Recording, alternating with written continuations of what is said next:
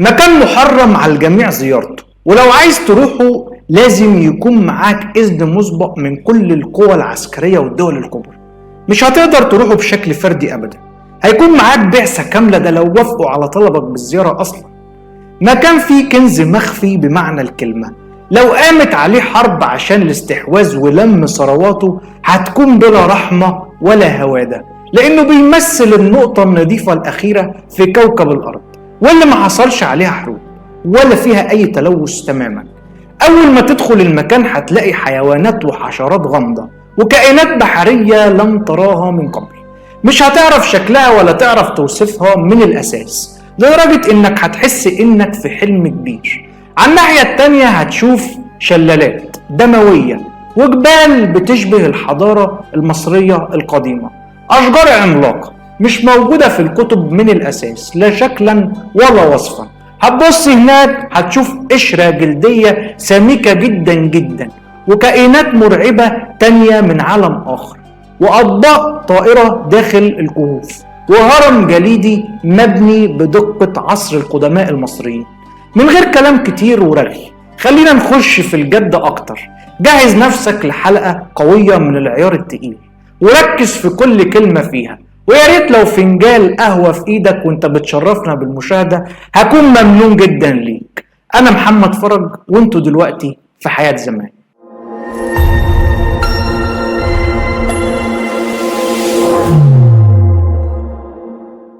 القارة القطبية الجنوبية او انتاركتيكا او انتاركتيكا، قول عليها اللي انت عايزه كله صح، لكن اللي عايزك تعرفه اكتر انه مكان مرعب وبيصير شغب وفضول المليارات على وجه الارض. محدش يعرف عنه الكتير الا البعثات العلمية الكبرى للدول العظمى، واللي اجتاحت المكان بداية من 100 سنة فاتت عشان تعرف الخبايا والاسرار وتستمر في احتكار اي بحث علمي ليها، خصوصا في منطقة محرم الدخول فيها من اي شخص. البعثات العلمية دي منها اللي نجي ومنها اللي تحول لهياكل عظمية مجمدة من الرعب والأهوال اللي حصلت من جهة، ومن نفاذ العدة والعتاد والعواصف الثلجية من جهة أخرى. في البداية خلينا نعرف يعني إيه مصطلح أنتاركتيكا، أو زي ما بيتقال كده في الدارج أنتاركتيكا. مين اللي مصرح ليه الدخول كمان في المنطقة المحرمة؟ باللغة اليونانية القديمة الاسم مشتق من جزئين، الأول أنتي يعني ضد، والتاني أرتس ودي معناها الدب، والكلمة على بعضها أنتي أرتس، وهي مجموعة نجمية مشهورة اسمها الدب الأكبر، وبتشير في المعنى الحرفي إلى المنطقة المضادة للقطب الشمالي. اجتمع أكبر حكام العالم في القارات وتحديدا في واشنطن، وقعوا على معاهدة بتضم 12 دولة، أبرزهم أمريكا والاتحاد السوفيتي وبريطانيا واليابان. الكلام ده كان سنة 1959. الوثيقة الدولية بتضع شروط لاستخدام القارة القطبية الجنوبية للأغراض السلمية وعدم تخطي أي طرف حدوده عشان يحاول يسيطر على المكان أو يستفيد بأي بحث علمي بشكل فردي. الوثيقة كانت بتتعهد فيها الدول بعدم استخراج المعادن أو البترول قبل 50 سنة، بالإضافة لمنع استخراج المعادن الثمينة منها قبل انتهاء المدة، واللي بالفعل انتهت في 2009. فهل بدأوا بشكل خفي التخريب هناك؟ محدش يعرف. مين أول بني آدم بقى زار القارة القطبية الجنوبية؟ التاريخ نسي يقول إن جون ديفيس سنة 1821 أول إنسان وصل للمكان، لأن الكل كان بيتكلم عن الأدميرال الأمريكي ريتشارد بيرت، واللي هنتكلم عنه في وقت لاحق في الحلقة هنا. بعدها في سنة 1910 كان في حوالي 65 عالم هدفهم وفضلهم جابهم ان هم يوصلوا لأبعد نقطة على الأرض.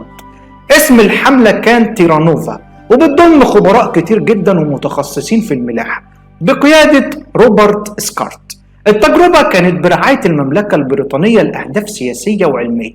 الحملة وصلت والأكل خلص بدري، وتم اعتبارهم من المفقودين بعد ما البعثة اللي بعدها راحت ولقوهم كلهم هياكل عظمية متجمدة. في سنة 1977 الأرجنتين قررت تعمل حاجة مجنونة شوية، إن هي تبعت واحدة حامل تولد هناك، وبالفعل ولدت إيميلو ماركوس، وده في محاولة لفرض الهيمنة الرمزية على المنطقة. وكمان أنشأت كنيسة ووراها تشيلي. روسيا كمان قالت اشمعنا يلا أنا كمان، بنت كنيسة روسية هناك، وقد كان بالفعل، وده بجانب مكان المحطات الخاصة بالأبحاث. إيه بقى الكنز الكبير اللي موجود جوه المكان؟ القارة الغامضة فيها 90% من الجليد و70% من المياه العذبة المتواجدة في الأرض. مساحتها 15 مليون كيلومتر مربع، وفيها كميات ضخمة من البترول والغاز لا يصدقها عقل. لم يتم التنقيب عنها حتى الآن بشكل رسمي. الأقمار الصناعية والأشعة الحديثة اللي بتكشف عن اللي جوه الأرض قدرت تقول إن المكان مازال مخبي الكثير من الأسرار اللي الكل بيسعى لاكتشافها يوم بعد يوم. الشلالات الدموية في المكان بتنفجر من أسفل لأعلى والعكس، لونها بالشكل المرعب ده لأن نسبة الملوحة فيها عالية جدا، ولما بتخرج بتتفاعل مع الأكسجين وبتتحول للون الدم بعد التفاعل.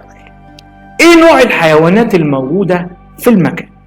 البعثات البحرية اللي استمرت قرابة شهرين لمعرفة ما وراء الصحراء المتجمدة استخدمت الفرق الدولية التقنيات الحديثة لمسح البحر ومعرفة صور العالم المجهول وموطن سمك القشرة الجليدية. كان بيبلغ 1.6 كيلومتر، وده حسب المنطقة الجغرافية اللي تم الكشف فيها عن العمق. هتلاقي الجبال الجليدية مستطيلة وليها زوايا حادة جدا، والسطح المستوي منتشر على القارة الجليدية بأكملها. أنتاركتيكا فيها حيوانات غريبة وأشكالها فظيعة، واللي نعرفه منها هو مجتمع البطاريق فقط.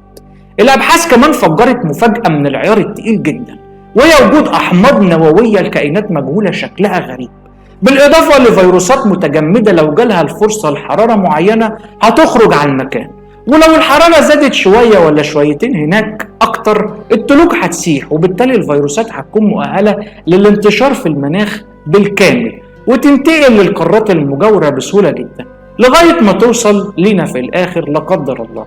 كمان في 7 مداخل لعالم جوف الأرض أو ما يعرف بأجارسيا، وهي مدينة متواجدة في باطن الأرض وبتوصل للكائنات الجوف أرضية اللي بيتقال عنها فضائيين عن عمد لإخفاء حقيقة السكان دول. الملفت في القارة إنه مفيش فيها مناطق زمنية، الباحثين فيها بيعتمدوا على المنطق الزمني التابع لينا حاليا، لأن المدينة غريبة جدا والوقت فيها يكاد يكون منعدم أو صفر. الحملات العلمية كمان اكتشفت حفرية لنوع من الأشجار أصله بيرجع ل 250 مليون سنة.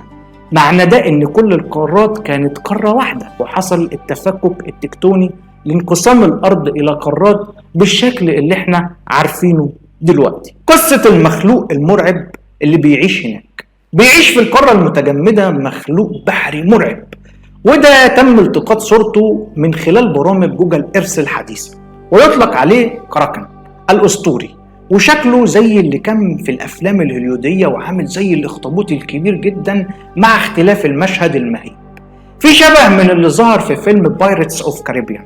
كمان العلماء تمكنوا من تحديد مدخلين من اتجاه السواحل الجوف أرضية، منهم مكان مليان بقواعد عسكرية تم إنشائها في الحرب العالمية الثانية، وده اللي اتقال إن هتلر هرب فيه لما عرف إن الأعداء تمكنوا من حصاره، ووصل المكان برفقة زملائه، وده اللي هنشرحه بالتفصيل في النقطة اللي جاية. راح فين أدولف هتلر؟ من أكتر الروايات اللي اتقالت إن هتلر ما انتحرش في الحرب العالمية الثانية، والوفد المرافق له فروا معاه من أوروبا وراحوا القطب الجنوبي، وده بعد إنشاء قاعدة في أنتاركتيكا. قطعوا الأنفاق في القارة من أجل بناء القاعدة، واستعانوا بالغواصات ونقلوا كل شيء بواسطتها. القصة بتقول إن عدد كبير من العلماء والمهندسين وأصحاب المهارات خلال الحرب قرروا إن هم يتراجعوا بعد شعورهم بإن الحصار جاي. الوفد ده كان 54 غواصة ملهاش أي أثر، انطلقت إلى القطب الجنوبي للاختباء هناك وتكوين مجتمع مسالم بعد إزالة ونزع الأسلحة منه. قصة قد لا نصدقها بالكلية. هل أنت بقى بتتفق معانا ولا ليك رأي تاني خالص؟ القرار ليك يا ريس. عندنا سؤال جديد: هل أطلانتس المفقودة موجودة في القطب الجنوبي؟ بالنظر إلى الأسفل في آثار منسية تحت الجليد وحضارة مفقودة من عصور ما قبل التاريخ، وهي قريبة من آثار الحضارة المصرية القديمة. تم التعتيم على الصور للعامة لأن هي هتعمل زلزال كبير جدا هيحتاج من كل المؤرخين إن هم يعيدوا كتابة التاريخ مرة تانية. فاقفل يا عم على القصة، مش عايزين وجع دماغ. ولكن الصور تم تسريبها والإعلان عنها في بحث اتنشر في مجلة متخصصة. ودي الصور الغريبة اللي بتظهر جنبنا هنا وهنا من العلماء، مع صور وتماثيل خاصة وبقايا عظام الكائنات. واتقال من العلماء وقتها إن ممكن تكون في حضارة قديمة ومتطورة عاشت في القارة القطبية الجنوبية. كمان ظهر في 2016 هرم جليدي كبير حجمه أكبر من خوفو 10 مرات. بعض اللي مش عايزين العالم يوصل للحقيقة كاملة قالوا إن الهرم اتكون من العواصف الجليدية، وكتير من العلماء المنطقيين والمعتدلين بيقولوا إنه من المستحيل عوامل التعرية تنحت الشكل الهرمي بالإتقان ده. ولكن مش من المؤكد إن الحضارة الغارقة تحت الجليد هي حضارة أطلانتس المفقودة واللي حيرت العلماء مئات السنين. مين بقى ريتشارد بيرد اللي قلنا عليه فوق؟ الأدميرال الأمريكي وضابط البحرية الأمريكية واللي وصل إلى أنتاركتيكا في سنة 1928 بعد نجاحه كطيار بيطير فوق القطب الجنوبي. تم اطلاعه على أسرار الخرائط بعد تقاعده لإصابة قوية تعرض لها في قدمه. تم تعيينه في مكتب العمليات البحرية ومدرسة الطيران البحرية. أصبح طيار بحري مشهور، وفي 1947 قرر إنه يقود عملية هاي جامب عشان يوصل لأبعد نقطة في القطب الجنوبي. ألف مذكراته إنه وصل إلى الجانب الآخر والنقطة الدافئة اللي ممكن تكون صالحة للسكن خارج القطب الجنوبي. شاف حيوانات انقرضت ومنها الماموس، وكمان آثار وحضارات متقدمة ومزدهرة. وفجأة دبل كيك يلاقي أكتر من 40 طبق طاير بيهاجموا البعثة وخارجين من جوف الأرض عشان ينسف النظرية السافلة اللي بتقول إن في كائنات فضائية زي ما الغرب بيدعي، وإن في سكان في باطن الأرض، ويعزز من نظرية الأرض المجوفة. بعض العلماء المعارضين والموالين لأمريكا خرجوا عشان ينسفوا نظرية بيرد ويروجوا إن اللي له علاقة مباشرة بالأمن القومي لأمريكا، وما كانش من المفترض يقول الكلام ده. قال ريتشارد بيرد في مذكراته سبب إيقاف الرحلة إنها تعرضت لهجوم كبير، وإنه إذا اندلعت حرب أخرى سوف تتفاجأ الولايات المتحدة بجنود لا ينهزمون ومتواجدون من قطب إلى قطب. رحلتنا اكتشفت مدخل باطن الأرض في صحون طائرة ودخلت في مواجهة مباشرة معنا.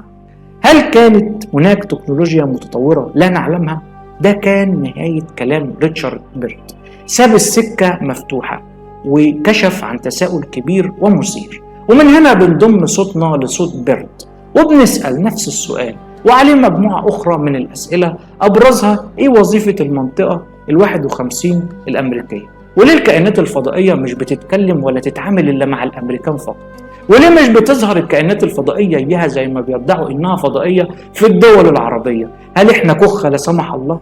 هل بقى كمان الأطباق الطايرة تكنولوجيا حصرية للكائنات الجوف أرضية، ولا جن سيدنا سليمان عليه السلام هو اللي علمهم يعملوها لأنه صاحب السبق فيها بصفتها القدور الراسيات المذكورة في القرآن الكريم؟ منتظرين رأيكم وإجاباتكم. أسفين إننا طولنا عليكم مرة تانية. ما تنسوش تقولوا لنا في التعليقات رأيكم في حكاية النهاردة، وتدعمونا بلايك للفيديو عشان يوصل لأكبر عدد ممكن من عشاق الماضي. فريق عمل حياة زمان يتشرف بمتابعتكم على صفحتنا على الفيسبوك حياة زمان واستوديو حياة زمان، ولو بتشوفنا على اليوتيوب اعمل سبسكرايب ولايك، ولو عجبتكم الحلقة ما تنسوناش في الدعم والشير. سلام عليكم ونشوفكم على ألف خير.